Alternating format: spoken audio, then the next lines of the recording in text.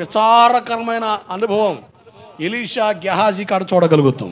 అంటే గెహాజీలాగా ఉన్న వ్యక్తి జీవితం శపించబడడానికి కారణాలు ఎందుకు అన్నది చక్కగా గెహాజీ జీవితం కోసం దేవుడు రాయించాడు. ఇతడు కూడా పరిచారకుడే, ఒక దైవజనుడిని వెంబడించినోడే, కానీ దురాశ కలిగి నడిచాడు. నయమాను విడిచిన కుష్టి ఇతను కలిగిందని బైబిల్ చెప్తుంది. గెహాజీ గురించి కూడా కొన్ని విషయాలు చెప్తా, మనకు తెలియాలిగా. ప్లస్ మైనస్ తెలిస్తేనే కదా బండి కరెక్ట్గా ఉండేది.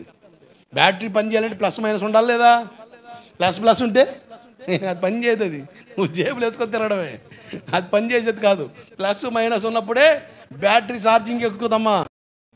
పైపెచ్చు ప్లస్ అట్ట పెట్టాలా, ఎట్ట పెడితే అట్ట పెట్టినా కూడా ఎక్కదు ఛార్జింగ్. మరి అది బైబిల్లో భక్తుల గురించి రాశాడు దేవుడు, భ్రష్టుల గురించి కూడా రాయించాడు. లోతు పిల్లలు లోతుతో పాపం చేశారన్న విషయం బైబిల్లో రాయించాడు. ఎందుకు? పరిశుద్ధ గ్రంథం అని పేరై బూతు విషయాలు ఉన్నాయని బైబిల్లో అని మాట్లాడే తెంగర సన్నాసులు ఉన్నారు. వాళ్ళకి ఏం అర్థం కాలేదు తెలుసా? దేవుడు మంచి చెడు తెలివితేటనిచ్చే చెట్టుని ఎక్కడ పెట్టాడు? ఏదెంత పెట్టాడు అంటే దేవుడు మనిషికి మంచి ఇచ్చాడు, చెడు ఇచ్చాడు. చెడుకి అప్పగించబడితే నష్టం ఏంటో దేవుడు చెప్పాడు, మంచి చేస్తే ప్రయోజనం ఏంటో కూడా దేవుడు చెప్పాడు. అందుకనే బైబిల్లో భక్తుల గురించి ఉంది, భ్రష్టుల గురించి కూడా రాయబడి ఉంది. గెహాజీ వినాశనానికి కారణాలు కూడా మీకు చెబుతా.